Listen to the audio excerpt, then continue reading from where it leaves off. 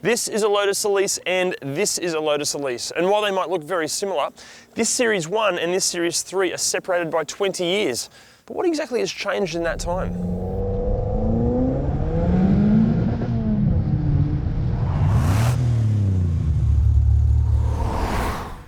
Well, I'm happy to rattle on about Lotus's Lotuses, until the cows come home. We've decided to engage the services of a serious expert. And what makes him an expert? Well, this is his Series 1. Ladies and gentlemen, Mark Williamson. Mark began his racing career in the early 1980s and since then has taken out multiple championships both in Australia and overseas, in cars ranging from open-wheelers to Super Tourers, Porsche GT3s, Lotus Elise, Nissan 350Z and BMW Z4. More recently, Mark took out the Asian Aston Martin Cup and Asian GT4 Championship driving an Aston Martin GT4. He knows what he's doing. So first up of this Series 1, actually Mark, your Series 1, mate, when did these come out? Well, Lotus Elise came out in 1996. This is a 1999 model Sport 140. There wasn't many of them brought out to the country. It's a pretty unique little car. It's an awesome car. I've enjoyed it all these years, and it's a wonderful day to take it for a drive today. So why don't we jump in and give it a go? Let's do it. Fantastic.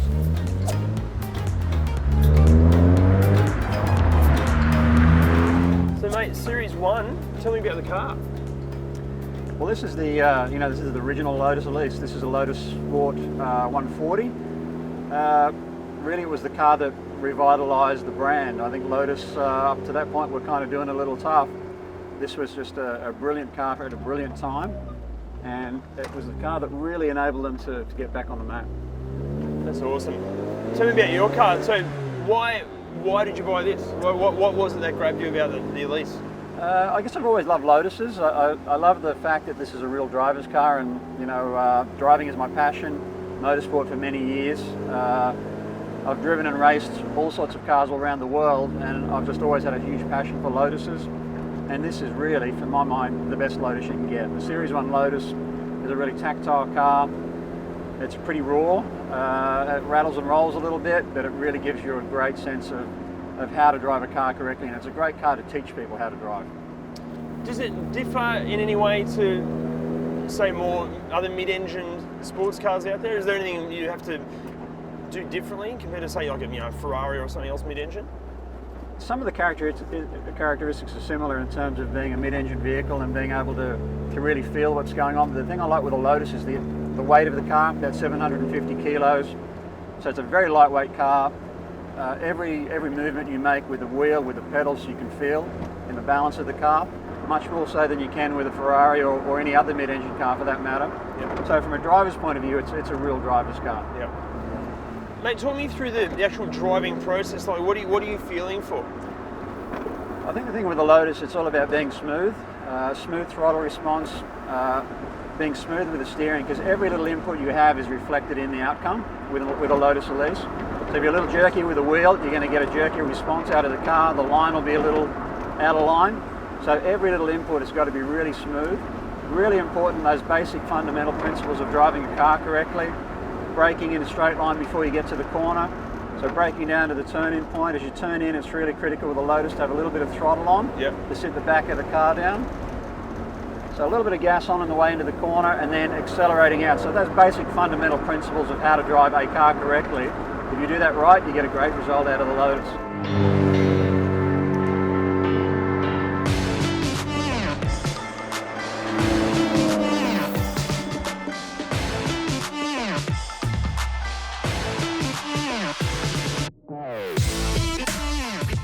While the aluminium core chassis and overall lightweight mid-engine roadster philosophy hasn't changed since its inception back in 1996, pretty much every other aspect of the Elise has been honed, developed and changed to deliver a more involving and resolved driving experience. Besides the obvious visual differences, the biggest change has been to the power plant. Where the Series 1 is powered by an 88 kilowatt 1.8 litre K-Series Rover engine, our Series 3 is punted along by a 162 kilowatt supercharged 1.8 litre Toyota sourced engine. With twice the power and quite possibly twice the reliability of the old Rover engine, the new engine doesn't need to be as wrung out as the Series 1 engine, but floor it to the red line in the Series 3 and the extra muscle becomes obviously apparent. Many traditionalists still love the hard-working Rover unit in the Series 1, but it's impossible to ignore just how much progress is made to what powers the Elise now. The other changes 20 years of development have seen are not necessarily improvements over the original car, but are necessities of either its extra pace or current safety legislation.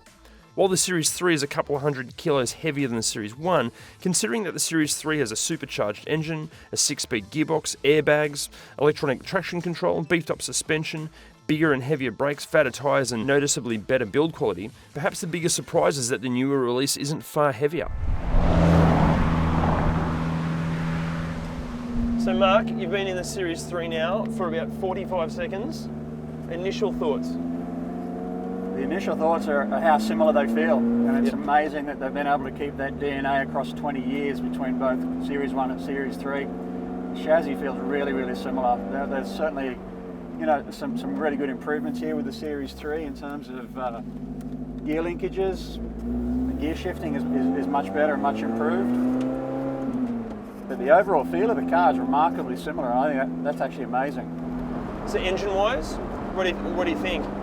Yeah, engine feels great. It's got a really nice rev range, and it feels really responsive on the throttle, and that's really important with a car that's so tactile and handles so responsively. In terms of chassis dynamics, you need an engine that is comparable. You don't need a ton of power, you just need something that's really responsive, and I feel that with the engine here in Series 3. You've got that instant throttle response, which is fantastic.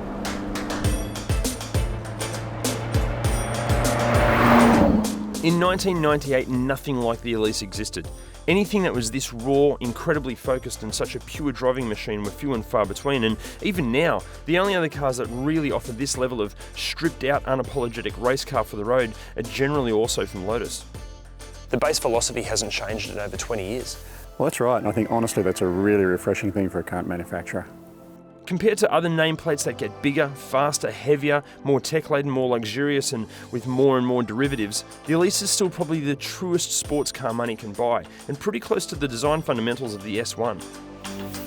I think we both agree we like their old stuff just as much as their new stuff. And for more information on the Lotus Elise, don't forget to jump on caradvice.com and don't forget to hit subscribe. And Mark, mate, thank you for bringing along the S1. It's been my pleasure. Awesome.